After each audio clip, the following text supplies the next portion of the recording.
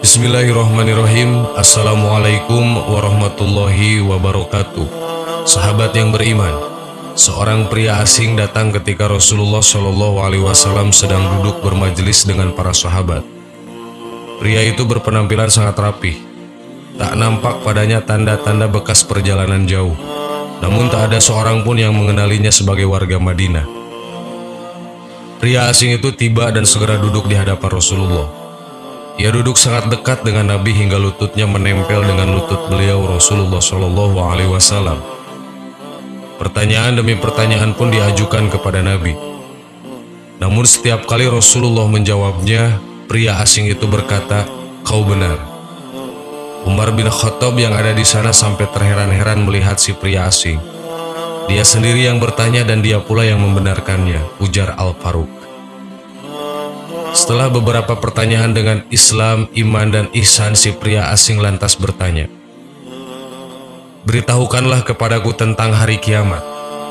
Rasulullah Shallallahu Alaihi Wasallam menjawab, "Tidaklah orang yang ditanya tentang hal itu lebih mengetahui dari orang yang bertanya." Maksudnya ialah Rasulullah tak tahu kapan hari kiamat itu tiba. Pria asing itu lalu berkata, "Kalau begitu beritahukan kepadaku tentang tanda-tandanya." Rasulullah menjawab, yaitu apabila seorang budak melahirkan majikannya, jika orang yang bertelanjang kaki menjadi pemimpin orang banyak, jika orang yang tak mengenakan baju atau miskin serta pengembala kambing berlomba-lomba mendirikan bangunan megah yang menjulang tinggi, itulah tanda-tanda kiamat. Hadis riwayat Bukhari dan Muslim. Singkat cerita, pria asing itu lalu pergi. Kemudian Rasulullah memberitahukan kepada para sahabat beliau bahwa pria tersebut adalah malaikat Jibril yang menjelma menjadi manusia. Kisah tadi disyarikan dari hadis kedua Arba'in An-Nawawiyah dan diriwayatkan oleh Al-Bukhari dan Muslim. Banyak pelajaran yang didapat dari peristiwa tersebut. Salah satunya yakni tentang salah satu tanda hari kiamat adalah ketika budak wanita melahirkan tuannya. Ibnu Hajar menyampaikan bahwa ada 4 pendapat tentang makna budak wanita melahirkan tuannya. Salah satu pendapat tersebut yakni tentang anak-anak yang durhaka kepada orang tua, terutama ibunya. Inilah pendapat yang kuat menurut Ibnu Hajar. Seorang ibu seakan-akan diperbudak oleh anaknya sendiri. Si anak berbuat durhaka dengan memposisikan diri seakan sebagai majikan ibunya. Jika banyak terjadi fenomena demikian, maka itulah salah satu tanda bahwa hari kiamat akan segera tiba. Mirisnya, hal itu benar-benar terjadi di masa kini. Begitu banyak perbuatan durhaka anak-anak yang memperlakukan ibunya seakan memperlakukan budak. Mereka mencela, memukul, dan mempekerjakan ibunya sendiri. Sebagai contoh, setelah bergelar berpendidikan tinggi ataupun memiliki pendapatan sendiri, seorang anak mencela dan merendahkan ibunya. Contoh lain, menyuruh ibu melakukan ini itu, memintanya untuk membereskan rumah atau memasak atau pekerjaan lain. Termasuk dalam hal ini meminta ibu merawat anaknya sementara ia pergi bekerja. Na'udzubillah. Inilah yang banyak terjadi. Fenomena seorang budak melahirkan tuannya, seorang anak yang durhaka kepada ibunya. Bahkan kata Rob dalam hadis bukan hanya bermakna tuan atau majikan, namun juga orang yang mengatur secara hakiki. Anak yang seharusnya diatur orang tua justru terjadi sebaliknya. Anak yang mengatur orang tua. Lalu anak yang seharusnya berada di posisi bawah setelah orang tua justru berada lebih tinggi dari kedua orang tuanya. Ibnu Hajar mengatakan, pendapat munculnya anak durhaka sebagai makna dari budak wanita melahirkan tuannya merupakan pendapat yang lebih kuat dibanding makna lain. Al-Hafiz menjelaskan dalam Fathul Bari, ini adalah pendapat yang lebih kuat menurutku, karena maknanya yang umum dan karena keadaan menunjukkan sesuatu yang dianggap langka. Di sisi lain menunjukkan rusaknya keadaan dan mengandung isyarat sesungguhnya hari kiamat sudah dekat ketika segala urusan terjadi dengan terbalik, di mana seorang pengatur menjadi yang diatur, orang yang di bawah menjadi di atas, dan hal ini sesuai dengan sabda beliau tentang tanda yang lainnya bahwa seseorang yang berjalan tanpa alas kaki menjadi raja-raja di bumi.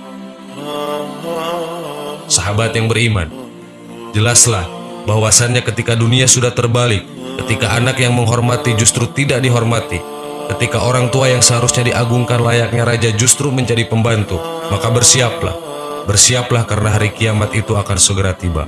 Wallahu a'lam. Wassalamualaikum warahmatullahi wabarakatuh.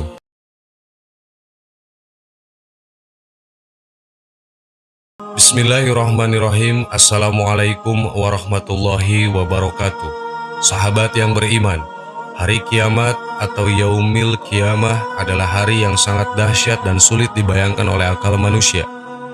Al-Quran dan Al-Hadis menggambarkannya sebagai hari yang sangat berat, karena seseorang akan lari dari ayah dan ibunya, lari dari anak istrinya dan saudaranya. Kiamat merupakan perkara gaib yang wajib diimani setiap mukmin. Allah Ta'ala memberitahukan tanda-tandanya kepada Nabi Muhammad SAW. Pada hari itu semua amal dan perbuatan akan ditampakkan dan dihisab. Tidak ada yang selamat kecuali mereka-mereka yang dirahmati Allah Ta'ala. Dalam satu hadis disebutkan, ada 3 kelompok manusia yang tidak akan mengalami ketakutan pada hari kiamat. Dari Ibnu Umar radhiyallahu an, Rasulullah SAW bersabda, 3 orang yang tidak akan mengalami ketakutan pada hari yang sangat menakutkan dan mereka tidak akan dihisab. Mereka berada di atas tumpukan kasturi hingga selesai hisab terhadap semua manusia. 1. Seseorang yang membaca Al-Quran dan semata-mata mengharap ridho Allah, dan ia mengimani suatu kaum sedang mereka menyukainya. 2. Da'i yang mengajak sholat semata-mata mengharap ridho Allah Ta'ala. 3. Orang yang menjaga hubungan baik antara ia dengan tuannya dan antara ia dengan bawahannya. Hadis riwayat Tabrani. Jika ada sesuatu yang dapat membuat kita tenang dari dahsyatnya hari kiamat, maka hal itu lebih berharga daripada berjuta-juta kenikmatan dan kesenangan di dunia. Sungguh celaka dan merugi orang-orang yang mengira bahwa membaca Al-Quran adalah perbuatan sia-sia dan membuang-buang waktu. Dari Ibnu Abbas radhiyallahu an, ketika malaikat Jibril mengabarkan kepada Nabi bahwa akan terjadi banyak fitnah, beliau bertanya, "Apakah jalan keluar darinya, wahai Jibril?" Jawab Jibril, "Kitabullah." Pesan yang bisa dipetik dari hadis tadi bahwa Al-Quran merupakan sumber keselamatan dan syafaat atau pembelaan bagi para pembacanya di hari kiamat. Mengamalkan isi Al-Quran akan menjauhkan kita dari fitnah, dan keberkahan dari membacanya dapat menyelamatkan seseorang dari segala fitnah.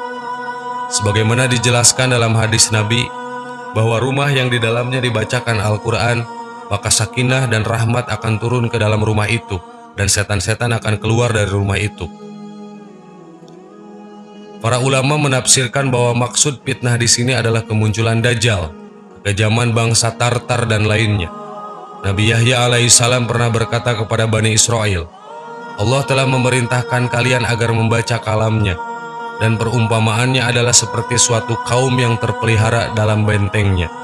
Sehingga dari manapun musuh menyerang, maka kalian akan dapati kalimat Allah sebagai penjaga dan pelindung dari mereka." Maulana Muhammad Zakaria Al-Khandalawi dalam kitabnya yang berjudul Padilah Amal menerangkan, adakah seorang muslim yang tidak menyadari, bahkan tidak memikirkan tentang kehebatan, kesedihan, kengerian, bencana, dan kesusahan hari kiamat? Jika ada sesuatu yang dapat membuat kita tenang dari bencana hari kiamat, maka hal itu lebih berharga daripada beribu-ribu kenikmatan dan berjuta-juta kesenangan. Sungguh ia telah mendapatkan kebahagiaan yang sangat besar apabila ketenangan itu ditambah dengan kegembiraan dan kesenangan, kata Maulana Zakaria. Menurut Maulana Zakaria, sungguh celaka dan merugi orang yang mengira bahwa membaca Al-Quran adalah perbuatan sia-sia dan membuang-buang waktu.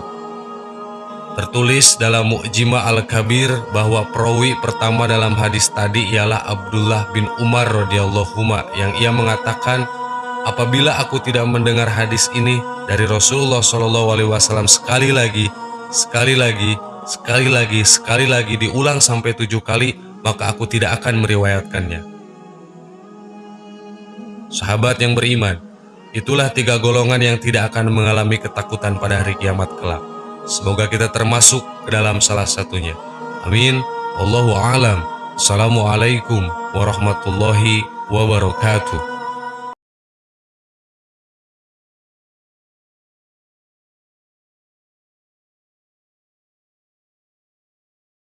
Subhanallah walhamdulillah wa la ilaha illallah أكبر سبحان الله